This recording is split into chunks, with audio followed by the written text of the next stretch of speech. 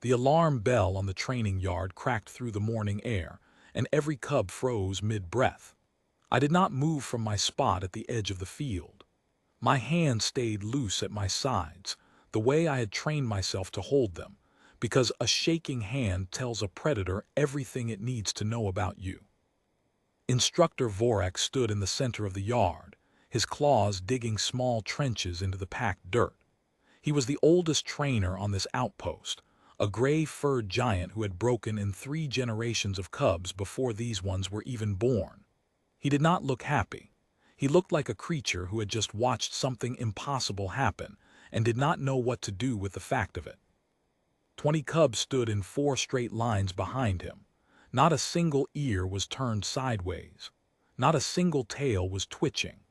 They stood the way soldiers stand when they know a mistake could cost someone their life, which was strange, because 5 months ago these same cubs could not stand still for 5 seconds without trying to bite the one next to them. Vorak turned slowly and looked at the lines like he was counting them for the 10th time, trying to find the trick. "Who taught them to behave like soldiers?" he said, not loud, almost to himself. Every single cub in every single line turned their head at the exact same moment and looked straight at me. I felt my stomach drop. I was not supposed to be the answer to that question. I was supposed to be the strange, small, soft-skinned creature the pack kept around because the alpha female found me half frozen in a supply crate 6 months ago and decided I was more useful alive than dead. I was not a trainer. I was barely allowed near the weapons rack. Vorak's eyes locked onto me and did not let go. "You," he said, "come here." My legs carried me forward before my brain finished deciding it was a good idea. The cubs watched me walk past their lines, and for the first time I noticed something I had never let myself notice before, because noticing it felt dangerous. They were proud. Every one of them stood a little taller as I passed, like my presence confirmed something about themselves they had been unsure of. I stopped in front of Vorak. He was tall enough that I had to tilt my head all the way back to meet his eyes, and his breath smelled like old iron and dust. "Explain," he said. I thought about lying. I thought about saying I had done nothing, that the cubs had simply grown up, that whatever he was seeing was some trick of the light or a coincidence of timing. But 6 months on this outpost had taught me that predators can smell a lie faster than they can smell blood, and Vorak's nose was already twitching. "I taught them to trust each other," I said, "that's all." Vorak's ears flattened. "That is not all. Explain from the beginning, human, or I will assume you have done something to my cubs that requires correction." The word correction on this outpost was never a small thing. I swallowed and started talking, because talking was the only weapon I had ever needed here. 6 months ago, when the alpha female Kessa pulled me out of that crate, I did not speak a word of the pack's language and the pack did not speak a word of mine. I spent the first 2 weeks doing nothing but watching because watching kept me alive. What I watched was chaos. The cubs did not play the way I understood play. They fought for everything. Food, space by the fire, the right to walk first through a doorway. The strongest cub, a broad-shouldered male named Doran, ruled the litter through nothing but the threat of his jaws, and every other cub lived in a constant low simmer of fear and resentment, waiting for the moment they could challenge him and take his place. I watched 2 cubs get seriously hurt in the first 10 days over an argument about who got to sleep closest to the fire. I watched a smaller cub named Fenna get pushed away from a meal 3 nights in a row because she was too timid to fight for her share. Nobody stepped in. This was, I slowly understood, considered normal. This was how their whole society decided who led and who followed. I did not plan to change any of it. I want to be honest about that, because I think the truth matters more than the story sounding heroic. I changed it because I was tired, and because watching young creatures hurt each other every single day was something I could not sit through quietly, even in a place where I had no right to speak. The first thing I did was small. I noticed that when the cubs lined up for their evening meal, The chaos always started at the exact same moment, when the food was set down and every cub surged forward at once. So one evening, before the food was set down, I stood at the front of the line and I raised one hand. I did not say anything. I did not need to, because none of them understood my words anyway. I just held my hand up, palm out, the way I would have stopped a car back home, and I waited. They did not understand what I was doing. Doran snorted and pushed forward anyway, and I stepped sideways, still holding my hand up, and blocked his path without touching him. It was a small thing. A human standing in front of a predator cub twice his weight, refusing to move, saying nothing. But something about it made the whole line pause. I lowered my hand slowly, and then I pointed at the smallest cub in the line, Fenna, and gestured for her to step forward first. There was a long silence. Doran's fur bristled.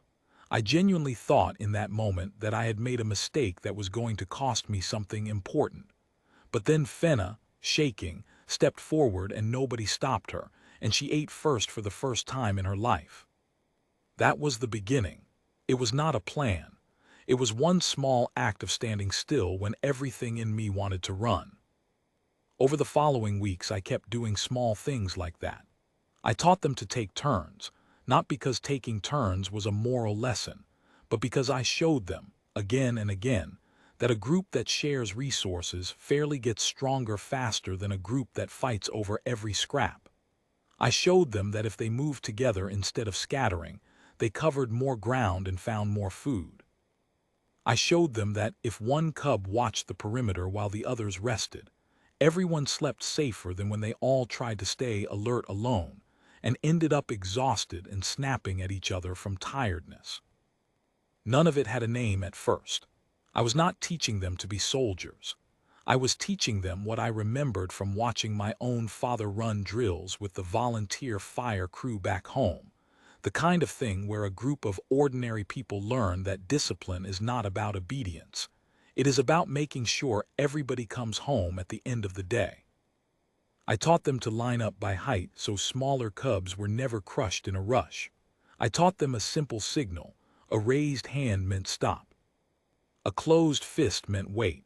An open palm swept low meant move together. I taught them that the strongest cub protecting the weakest cub was not a weakness. It was the entire point of being a group, instead of 20 separate animals trying to survive alone. Doran fought the idea longest. He had built his entire place in the litter around being the strongest, and my lessons threatened that. But one afternoon, during a real threat, a pack of scavenger beasts came down from the ridge while the cubs were out gathering roots, and Doran was the one who used the signal I taught them, the closed fist for wait, to stop 3 younger cubs from bolting into the open where the scavengers would have caught them. He held the group together in a tight formation until the scavengers lost interest and moved on. Nobody was hurt that day, not one cub. And after that, Doran was the first one lining up every evening, waiting his turn like everyone else, because he had felt what it meant to actually keep his litter safe instead of just ruling over it. I finished telling Vorak all of this standing in the middle of the training yard, with 20 cubs watching in complete silence, and I realized somewhere in the middle of the story that my voice had gotten steadier, because I was not scared anymore. I was proud. Vorak was quiet for a long moment. He looked at the lines of cubs, at Fenna standing tall in the second row, at Doran standing at the very front like he had earned it, which he had. "You did not train soldiers," Vorak finally said. "No," I agreed. "You trained them to survive as one animal with 20 bodies," he said, and there was something in his voice that was not quite respect yet, but was close to it. "Do you understand what that is worth on a world like this one?" I did not answer, because I was not sure I did understand, not fully, not yet. Vorak turned to the cubs and gave a short, sharp command, and the lines broke apart into normal, relaxed movement, cubs stretching and shaking out their limbs the way young creatures do after holding still too long. But even loose and relaxed, I noticed they stayed close together, checking on each other, The way a family checks on itself without even thinking about it. Vorek looked back at me one last time before he walked away. "Teach the next litter the same way," he said. It was not a request. It was the closest thing to an honor this outpost had to offer. I watched the cubs scatter across the yard, laughing now, chasing each other in games that had rules instead of teeth, and I felt something settle in my chest that had not been there since the day Kessa pulled me out of that crate. I had come to this world with nothing. No weapons, no claws, no strength that mattered against creatures built for survival. But I had brought one thing with me that none of them had ever needed before, because none of them had ever needed to. I had brought the simple, stubborn idea that a group who looks after each other will always outlast a group who only looks after themselves.